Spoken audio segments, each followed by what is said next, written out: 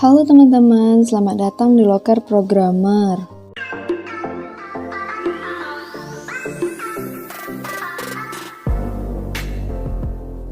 Di video kali ini saya akan membahas tentang NFT, cara kerjanya, perbedaan NFT dengan cryptocurrency, contoh penerapannya, manfaat dan keunggulannya. Jadi bagi teman-teman yang penasaran apa itu NFT, simak video ini ya teman-teman.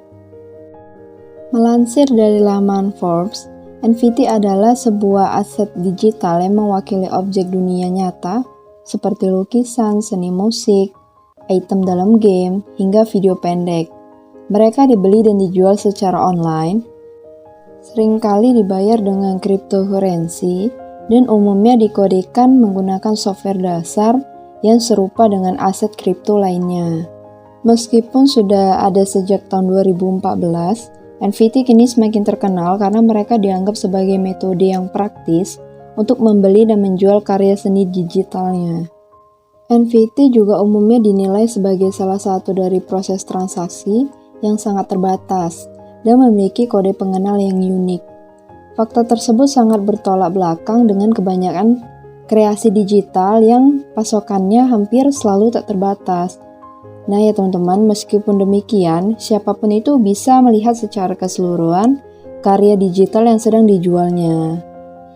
Untuk cara kerjanya ya teman-teman, sejatinya itu NFT adalah bagian dari blockchain, maka dari itu pembeli NFT nantinya bisa memverifikasi bahwa ia merupakan pemilik tunggal dari aset yang ia beli. Setelah dibayarkan, tidak ada yang dapat membatalkan hak kepemilikan atas NFT yang dipegang oleh pembeli. NFT juga merupakan aset digital yang tidak dapat direproduksi secara berulang. NFT yang dimiliki pembeli sifatnya itu unik ya teman-teman, dan bisa dibuktikan melalui bukti pembelian dalam blockchain dengan mata uang kripto. Contohnya sebuah tweet dari CEO Twitter yaitu Jack Dorsey dilelang sebagai NFT dan laku dengan harga sebesar 2,9 juta dolar Amerika. Nah, siapapun memang bisa screenshot dan memiliki tweetan tersebut. Namun, hanya Jack Dorsey dan pembeli NFT lah yang dapat menjualnya. Lalu ya teman-teman, agar bisa diperjualbelikan, NFT itu harus melalui proses minting NFT. Jadi, apa itu proses minting NFT? Minting NFT itu merupakan proses pengubahan file digital menjadi koleksi kripto atau aset dalam blockchain seperti diungkapkan oleh Ethereum. Proses tersebut memerlukan marketplace sebagai pihak ketiga atau agent minting seperti OpenSea, Marketplace, Mintable, dan Tetradrop. Setelah teman-teman tahu definisi NFT itu apa, mungkin teman-teman itu berpikir bahwa NFT adalah suatu aset yang serupa dengan cryptocurrency. Nyatanya teman-teman itu tidak demikian. Kedua aset tersebut itu tidak bisa semata-mata dianggap sebagai suatu hal yang sama. Kenapa begitu ya teman-teman? Sebab menurut laman Asia One, perbedaan utama antara NFT dan cryptocurrency terletak di kata fungible-nya. Teman-teman penasaran kan istilah dari fungible dalam NFT? Istilah tersebut ya teman-teman sejatinya mengisyaratkan bahwa NFT itu dapat ditukar dengan objek yang memiliki nilai serupa. Sebagai contohnya, aset seharga 10 dolar Amerika dapat dibayar dengan dua aset seharga 5 dolar Amerika. Selain itu, bisa pula satu Bitcoin dapat ditukar dengan objek seharga 1 Bitcoin. Tak hanya itu ya teman-teman, ada perbedaan dalam tujuannya juga loh. Jika membeli cryptocurrency, pada dasarnya teman-teman itu akan menukar mata uang seperti di money changer.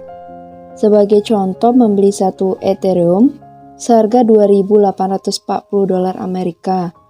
Lalu teman-teman akan menyimpannya sampai suatu saat harga Ethereum naik dan teman-teman akan menjualnya. Sementara itu, layaknya sebuah smartphone, tiap non-fungible token memiliki semacam IMEI spesifikasi, dan fitur yang membuatnya itu unik. Aspek-aspek tersebutlah yang teman-teman yang menyebabkan NFT itu disebut sebagai aset dan bukan cryptocurrency. Jadi teman-teman sudah tahu kan perbedaan dari NFT dengan cryptocurrency? Nah, kita lanjut ya teman-teman untuk contoh penerapan NFT-nya. Contoh yang pertama itu ada NFT dalam sektor kesenian. Seperti yang teman-teman ketahui, NFT adalah salah satu teknologi mutakhir yang kini sedang booming di dunia kesenian. Hal ini berlaku karena karakteristik dan keunikannya telah mengevaluasi kembali sektor seni digital. NFT sendiri menawarkan keamanan untuk karya yang akan dipublikasikan secara online. Bagi teman-teman yang belum tahu, konten yang disebarluaskan secara online biasanya dapat diklaim dengan mudah dan bisa menimbulkan kerugian bagi pembuatnya. Teknologi blockchain dalam NFT memberikan jaminan bagi seniman atas kepemilikan karyanya. NFT menjadi cara bagi seniman digital yang selama ini berkutat dengan bahaya plagiarisme dan pencurian kreatif. Sistem smart contract yang ada dalam teknologi NFT juga memungkinkan seniman untuk melihat dan mencatat presentasi reality setiap kali karyanya itu berpindah tangan. Yang kedua yaitu NFT dalam sektor bisnis. Di dalamnya, NFT itu sering digunakan sebagai penghubung antara aset fisik, seperti bukti kepemilikan tanah atau properti lainnya. Akta kepemilikan fisik yang dapat disimpan dianggap lebih aman dalam blockchain dengan proses verifikasi yang singkat. Pembeli juga tidak perlu khawatir akan bahaya sertifikat berharga hilang atau dicuri orang lain. Pasalnya data kepemilikan mereka sudah tercatat di dalam blockchain. Contoh penerapan terakhir dari NFT adalah dalam sektor hiburan, seperti game, olahraga, dan barang-barang koleksi. NFT kini membuka pasar untuk barang-barang koleksi yang dinilai memiliki potensi besar. Beberapa barang koleksi yang paling populer adalah cuplikan-cuplikan pertandingan dari NBA Top Shot, kucing virtual dari CryptoKitties, dan avatar-avatar unik dari CryptoPunks. Ketiga, collectible items tersebut mempunyai nilai yang diprediksi bisa mencapai angka jutaan dolar.